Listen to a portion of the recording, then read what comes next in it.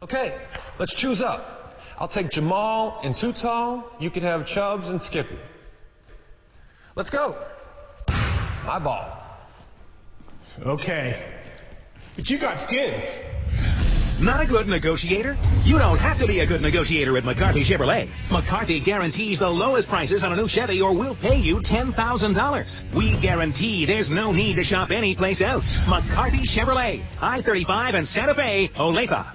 Welcome back to Track Talk here on Sports Radio 810 WHB. I'm Scott Traylor. He's Kirk Elliott. We are in the McCarthy Auto Group studios here in RacinBoys HQ. And joining us now on the show is Darrell Wallace Jr., Camping World Truck Series driver. How you doing, Darrell? I'm good. How are you guys? Doing good, man. You out doing the appearance thing today? What's going on? You sound like you're a busy man.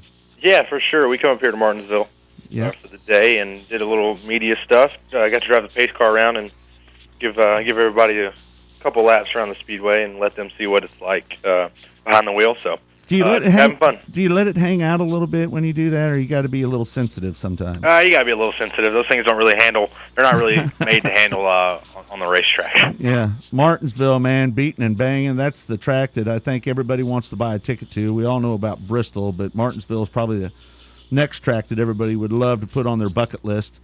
Take us through that place and what it's all about as a driver.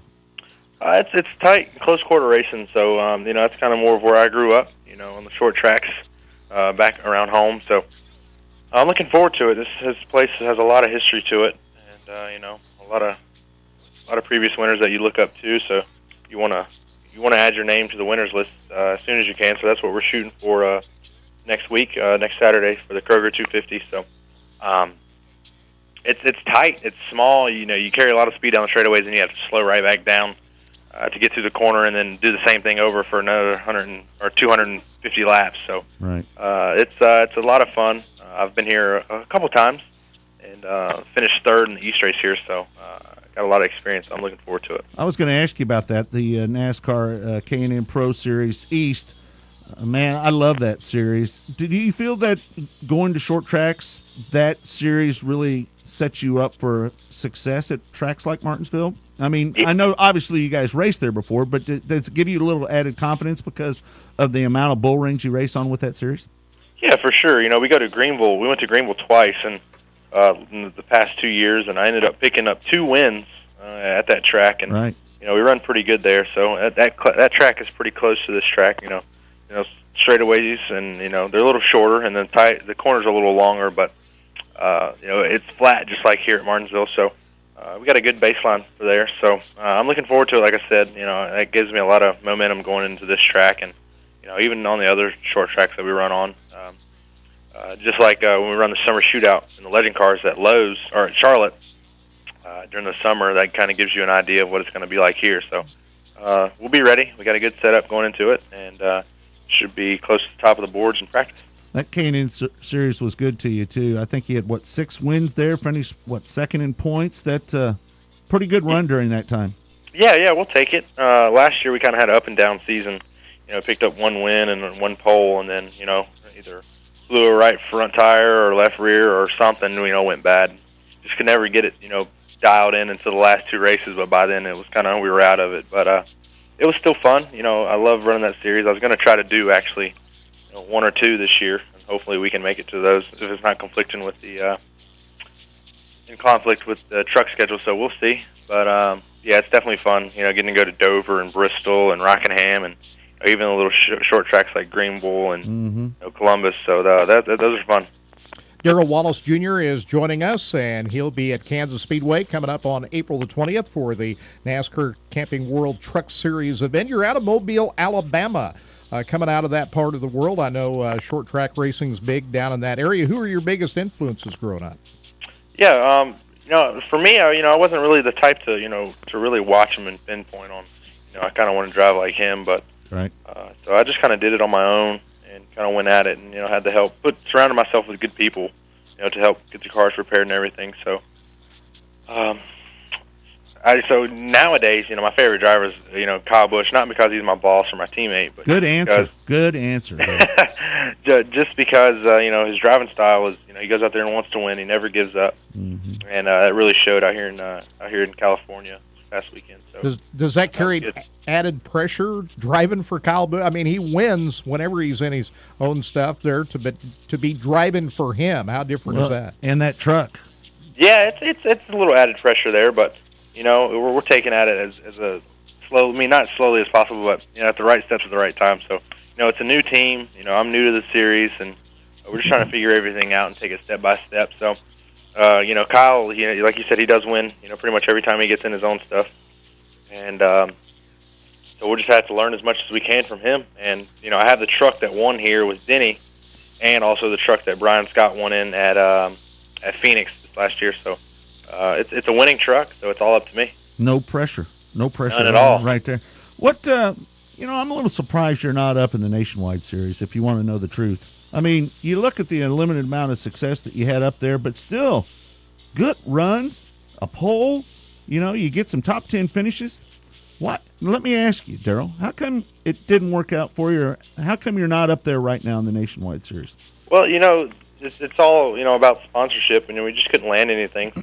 So this truck deal came about, and we kind of went with that. But we just take the right steps at the right time. If it doesn't work out, then you never know. You should run this season, and see how everything shakes out for next year. So we did have good runs in the Nationwide car with 3 top 10 finishes and a 12th, I believe, in 1 pole. So that was pretty good. So yeah, and I think you led quite a few laps too. Yeah, I led 30 or so laps at Iowa, so that was pretty good. And, that was a fun series, but, I'd like to take it the right way and use the trucks to learn as much as I can before, getting like a full-time ride in the Nationwide Series. So I'm fine with it. A lot of people say I should be in the Nationwide car, but, we'll take it the right steps at the right time. Time will take care of itself if you do your job, right? That's right. Right. You're the first African-American to win at Greenville, South Carolina Pickens Speedway. How big was that? And do you feel like you're carrying the flag for African-Americans and racing, minorities in racing, or does that even enter your mind at all? Yeah, for sure it enters my mind. I mean, that's something, big that I worry about the most is, performing well so you can have, other minorities, wanting to get out there and do it more. So it's tough. So going out there to win Greenville, that definitely helped, and hopefully made it closer to getting more people out there. Not just on the track, but in the stands, pit crew. Anywhere that they can come and enjoy the race is definitely what we're working on. That's also where NASCAR's Drive for Diversity program comes in, and I went through 2 years of that, and definitely a successful 2 years, and so now we're here now. So we're using this and kind of trying to bank on it and run with it. It's working for drivers, too. I mean, look at Kyle Larson. I mean, sure. It's a really great opportunity for people. Tell people that might not know a little bit about where you started racing and how you came up and how you've got to where you're at today. Yeah, we started out in go-karts when I was 9. Didn't really watch actually racing that much and had no desire, to be honest. I played basketball before I started racing and kind of wanted to do that to follow my sister's footsteps, but I got a go-kart and kind of stuck with racing ever since. We moved up, probably we spent about 2 years in every series, before we moved up to the next one. So I ran go-karts for 2 years, Bandoleros for 2 years, run legend cars for 2 years, late models and the East Series. We run that for 3 years and then did a couple nationwide races, so now we're here in the trucks. So now how did you flip that switch? How did that happen all of a sudden, just interested? I mean, how? I don't know. My dad bought a Harley Davidson, and the guy, he wanted to get it fixed up. This was when I was 9. Right. And the guy that did it for him, he invited us out to a race, and my dad asked me if I wanted to try it. I said, sure, why not? And there was kids younger than me doing it, so ever since then, we've been at the racetrack. Yeah. Wow. Interesting. You mentioned your sister. What about her basketball background? I should know this, but I don't. Yeah, she played basketball ever since she was 5 up to her junior year of college.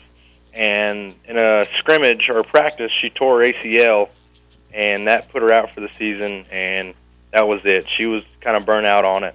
And, she didn't really have a desire to go to WNBA, but she had the talent. She had the talent, of course, but she just never wanted to do it. So she was very successful. I remember running around the basketball gyms with her and watching her and doing all this stuff. And she still plays like some intramural stuff at a gym by our house. She did last year, and I remember going to one of her games, and she's 25 now, or 20. She was 24 now, I see. and she's over there stealing and blocking shots and everything, and I was just like, man, that's pretty cool to see. She still got it, but yeah, I followed her footsteps, and then kind of went to the racing side of it. You know, you sound like a proud brother when you talk. I about am, this. of course. Yeah, I mean, really, you know, not everybody talks about their siblings like that. I mean, be honest with you, that's pretty cool that you look up to her and her accomplishments. You know, I have a daughter that's 6 foot tall, and I thought she was going to be a basketball player too. And then one day she just decided, I don't want to play basketball anymore. So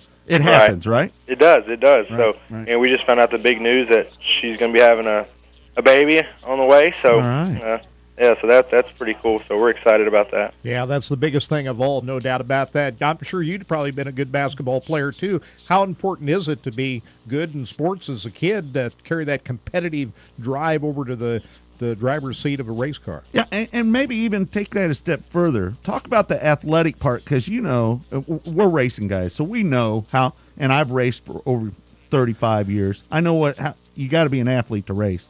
Right. But just kind of explain that to maybe non-motorsports fans that are listening here on Sports Radio 810 about the challenges as an athlete to drive a race car. Yeah, it's tough for sure. I mean, you know, the competitive side really comes into play because you always want to win. So, you know, you look at it as, you know, NBA and NFL, they have, I'm not sure about NFL, but NBA has 86 games or so, you know, a year. Right.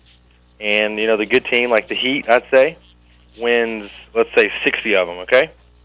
And then in racing, you get 36 races, and last year, I think Denny and Brad won 5 of them. They both won 5. So Right. 5 out of 36, that's, if you look at that, that's not great at all compared to NBA. Percentages are bad. Yes, Right. yes, but that just shows how tough the sport is, because you have other guys that, you know, everybody's out there. You got 42 cars in the field, and all 42 of them, they're going out there to win. So it's that's what's so cool about this sport, and so tough and frustrating is that, you know, one week we have a good car, and the next week you won't. Yeah. So you got to stick through it, and the sport has more downs than ups. Do you ever feel yourself having to dig through a race, you know, like you get a little fatigued, or it's a long race, or maybe the trucks or cars not handling the way you like it? Do you ever feel yourself like, man, I gotta dig in here and keep going? I mean, as an athlete, you know, some athletes that play football or whatever, they get to that point where during the game they kind of hit the wall a little bit, but they work through it. Do you have to do that when you're racing sometimes? Yeah, for sure. I mean, you know, like I said, some weeks you'll have a good car, and then some weeks you will. I mean, then you won't. But the ones you won't is when you really have to, you know, like you said, dig deep and have to push and give it all you got. And so if you come home 10th, then, you know, you say, you know, we didn't have the best car, but we did the best we could to do with what we had and come home with that. So Right. That's the biggest thing. So like I said, it's up and down, and you know, that's why you test and you test and you test some more to get the car right for when you show up for race weekend. All right. Before we wrap up, let's quickly talk about Kansas Speedway, our home track here. New banking. It's faster. Speeds are going to be up. You guys haven't raced here since the paving has changed. The configuration, maybe configuration is not the right word, but the amount of banking in the track and the new pavement. What are you looking forward to at Kansas Speedway? I'm looking forward to everything about it. I mean, I know it's a fast track, and I've run a ton on video games, but that doesn't do any justice. Right. The speeds are going to be, you know, incredible. So I'm looking forward to that. That's one of my favorite things about racing, is going to different tracks and new tracks to see how fast you're going and just get out of the car and say, man, that was fun. So Yeah. Definitely looking forward to getting there and counting down the days till we do. All right. Darrell, thanks so much for being on the show. Good luck to you at Martinsville, and we'll see you when you roll into Kansas. All right, sounds good. Thanks, guys. All right. There you have it. I'll get it here in a minute. Darrell Wallace Jr. on the show. Having a hard time hanging up there, but sounds like a good kid. And, you know, it's always neat when you hear somebody talk about their, you know, siblings like that. That kind of, his stock went up to me a little bit right there, Kirk, because Yeah. he was obviously, he talks about how good of an athlete his sister was and could have made it to the WNBA, but didn't. but he still looks like he wanted to follow in her shoes, and I thought that was pretty cool. And he has a lot on his shoulders as being an African American, No and we doubt. haven't seen very many do well in this sport. Remember back the Wendell Scott days. Darrell Wallace, I don't know what it is, but whatever it is, he's got it. And his personality, I think, is going to play well with him. He's a very talented race car driver, and he gets up there and wins some races. He'll handle it as well as anybody could in his position, I believe. He's that type of a guy. Watch out for this guy, No Darrell doubt. Wallace Jr. He's something special. Kirk, he only had 4 starts in the Nationwide Series last year. Had 3 top 10s and a 12th and 1 pole in those 4 starts. Yeah. I He's think going to that win says it all. races. He's going to win races. No doubt about it. All right, stay tuned for more. We'll be back here on Sports Radio 810 WHB.